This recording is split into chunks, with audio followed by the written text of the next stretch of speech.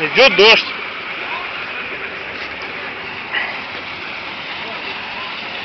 Пацаны закатывают асфальт.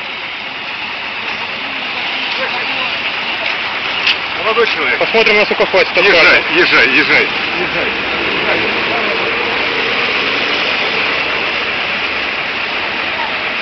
Номер машины запишем.